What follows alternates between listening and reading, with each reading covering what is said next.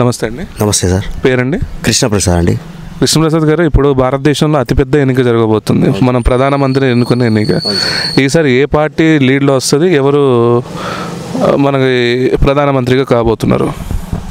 ప్రధానమంత్రిగా మోడీ గారు మళ్ళీ వచ్చే అవకాశాలు ఎక్కువ ఉన్నాయి. కాకపోతే ఫుల్ మెజార్టీ కాకుండా పొత్తులనే వచ్చే అవకాశాలు ఉన్నాయని, ఎన్డీఏ భాగస్వామ్య కూటమి వచ్చే అవకాశాలు ఉన్నాయని నా ఒపీనియన్. మోడీ గారు వస్తే ఈసారి ఒక్కసారి బాగుంటుందని అనుకుంటున్నా. ఓకే, అంటే ఇంకా ఆర్థిక వ్యవస్థ పెరిగిందంటారా సార్ మోడీ గారు వచ్చి రాగానే? ఆర్థిక వ్యవస్థ పెరిగింది సార్. ఎందుకంటే జిఎస్టీ కలెక్షన్లు 2-3 లక్షల కోట్ల రూపాయలు ఎవ్రీ మంత్ కలెక్ట్ అవుతున్నాయి. కొంచెం అయితే మన ప్రజలలో కూడా బాగా మారింది. ఆన్లైన్ పేమెంట్స్ కూడా బాగా చేస్తున్నారు. కరప్షన్కి అయితే కొంచెం తగ్గింది అని అనుకుంటున్నాను నేనైతే.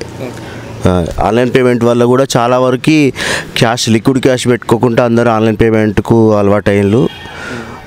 దానివల్ల సేఫ్ జర్నీ పోతుంది. ఇప్పుడు ఏంటంటే క్యాష్ మనం క్యారీ చేసినప్పుడు ఎక్కడైనా పడిపోవడం కాకుండా ఆన్లైన్ అనుకోండి, ఎక్కడున్నా కానీ పేమెంటు ఆన్లైన్లో చేస్తా అంటే ఈజీగా ఉంటుంది. సో అదొకటి బాగుంది. ప్లస్ ఈసారి కూడా మోడీ ఒక్కసారి అవకాశం వస్తారని అనుకుంటున్నాను. ఓకే, ఇప్పుడు బార్డర్ సెక్యూరిటీ ఫోర్స్లో మనకి సెక్యూరిటీ వైజ్గా ఎలా ఉందంటారు గత ప్రభుత్వానికి మోడీ గారి ప్రభుత్వానికి?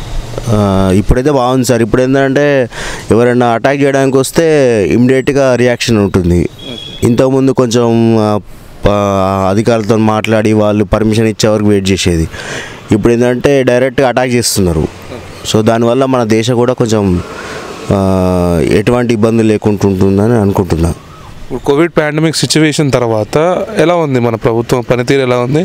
మంచి రెస్క్యూ టీమ్స్ కానీ వ్యాక్సినేషన్ కానీ అందినాయండి? వ్యాక్సినేషన్ మాత్రం అందరికీ చాలా ఈజీగా అందింది. దానివల్ల అప్పుడైతే సేఫ్ జోన్లో ఉన్నారు, కానీ వ్యాక్సినేషన్ అనేది కొంతమందికి రియాక్షన్ ఇస్తుంది. కానీ అది వదిలేసినా కానీ ప్రతి ఒక్క పౌరుడిని ఆదుకున్నారు. ఎందుకంటే మనీకి చూడలేదు, వ్యాక్సినేషన్ కూడా అందరికీ ఫ్రీ ఇచ్చారు. ఓకే, ఇప్పుడు మోడీ గారి గవర్నమెంట్ అంటే anti freebies government. Freebies ఇవ్వదు. ఇప్పుడు ట్యాక్స్ పేయర్స్ దాన్ని హర్షిస్తున్నారంటారా? ఫ్రీ అంటే ట్యాక్స్ ఒక నెల మొత్తం కష్టపడి సంపాదిస్తే ట్యాక్స్ రూపంలో 10% గవర్నమెంట్కి ఇస్తున్నారు. ఇప్పుడు ఆ బెనిఫిషరీస్ ఆయన పొందలేడు ఎవరైతే ట్యాక్స్ కడుతున్నారో. ఈ ఫ్రీ పథకాలు అంటే ఇప్పుడు స్టేట్లో కానీ కొన్ని స్టేట్స్లో మనకు ఫ్రీ పథకాలు వస్తున్నాయి. అది మంచిదంటారా చెడంటారా? ఫ్రీ పథకాలు అనేది మంచిది కాదు సార్. ఎంతో కొంత ఛార్జ్ చేయాలి. ఎందుకంటున్నా అంటే ఇప్పుడు చాలామంది ఎంప్లాయీస్ ట్యాక్స్ కడతారు 20% అని 30% అని. వాళ్ళ జేబుల నుంచి ట్యాక్స్ కట్టిన అమౌంట్ని ఇటు ఫ్రీ పథకాలకి ఇస్తున్నారు. ఇది ఫ్రీ పథకాలు అనేది మెల్లమెల్లగా తగ్గించాలని కోరుకుంటున్నాను. ఎందుకంటే ఇప్పుడు ఫ్రీ పథకాలు తగ్గినాయి అనుకోండి, ఎంప్లాయీస్ కట్టే ట్యాక్స్ తగ్గుతుంది. ఇప్పుడు 20% ట్యాక్స్ కట్టే వాళ్ళు 10%కి వస్తారు. ఎందుకంటే రెవెన్యూ అనేది పెరుగుతుంది. ఇప్పుడు ట్యాక్స్ కట్టేటోళ్ళు పెరిగినప్పుడు రెవెన్యూ పెరుగుతుంది. రెవెన్యూ పెరిగినప్పుడు ఫ్రీ పథకాలు తగ్గుతాయి. సో అది ఇంప్లిమెంట్ చేస్తే బాగుంటుంది అనుకుంటున్నాను. ఇక్కడ మనం ఖమ్మం పార్లమెంట్ సెగ్మెంట్లో ఉన్నామన్న. ఇక్కడ 7 అసెంబ్లీలో కాంగ్రెస్ ఉంది. ఇక్కడ సిట్టింగ్లో ఆల్రెడీ నామా నాగేశ్వరరావు ఉన్నాడు. ఇప్పుడు ఖమ్మం బీజేపీ అభ్యర్థిగా తాండ్ర వినోద్రావు గారు ఉన్నారు. ఎవరికి గెలిస్తే మన ఖమ్మంకి అభివృద్ధి చెందుతుంది అంటారు? అంటే దేశవ్యాప్తంగా అయితే మోడీ గారు రావాలని కోరుకుంటున్నా.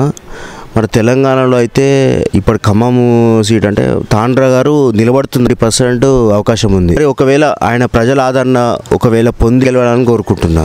ఎందుకంటే టీడీపీ ఓట్ బ్యాంకు మన ఖమ్మం డిస్టిక్లో చాలా పెద్ద ఓట్ బ్యాంకు.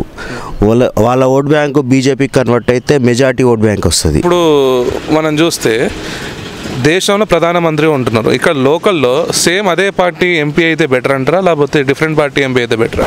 అవకాశం ఉంది సార్. ఎందుకంటే ఇంతవరకు బీజేపీ ఖమ్మంలో ఎప్పుడు రూల్ చేయలేదు.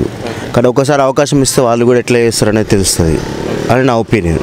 అంటే నేను అంటుంది అంటే ఇప్పుడు ఇక్కడ ఎంపీగా గెలిచారు అనుకోండి, మనకి డెవలప్మెంట్ ఏమైనా జరుగుతుందా వినోద్రావు గారు వల్ల? జరుగుతుంది. ఎందుకంటే భద్రాచలం డెవలప్మెంట్ జరుగుతుంది, మన ఖమ్మం డిస్టిక్ కూడా డెవలప్మెంట్ జరుగుతుంది. ఎందుకంటున్నా అంటే ఇంతవరకు బీజేపీ ఎప్పుడు రూల్ చేయలేదు. ఒకవేళ బీజేపీకి మన ఖమ్మం డిస్టిక్లో ప్రాతినిధ్యం వస్తే కేంద్రం వాళ్ళు మన డిస్టిక్ మీద కానీ మన రాష్ట్రం మీద కానీ ఫోకస్ చేస్తారు అని అనుకుంటున్నా. అది జరగాలని కోరుకుంటున్నా. ఇప్పుడు స్ట్రీట్ లైట్స్ కానీ మన సీసీ రోడ్స్ కానీ ఏదైనా మొత్తం సెంట్రల్ గవర్నమెంట్ ఫండింగ్ కదా. మనకి జల్ జీవన్ మిషన్స్ కానీ ఇవన్నీ చాలా చేస్తున్నారు. సో ఇంకా తాండ్ర వినోద్రావు వస్తే ఇంకా డబల్ అయితే అంటారు ఇవన్నీ? అయితే సార్ డెవలప్మెంట్ ఎక్కువ ఉంటుంది. డెవలప్మెంట్. ఎందుకంటే ఇంతకుముందు కేంద్రం ఇచ్చే ఫండ్స్ తెలియకుండా ఇక్కడ ఖర్చు పెట్టేది. అదే ఎంపీగా బీజేపీ వాళ్ళు ఉంటే ఆ డైరెక్ట్గా తీసుకొస్తారు. డైరెక్ట్ ఇప్పుడు ఈవెన్ ఎంపీ ఫండ్ కింద 5 కోట్లే ఉంటుంది ఎవ్రీ ఇయర్కి. ఆ 5 కోట్లు కూడా ఇటు ఈ డిస్టిక్లో ఖర్చు పెట్టడానికి అవకాశం ఉంటుంది. Okay, thank you sir.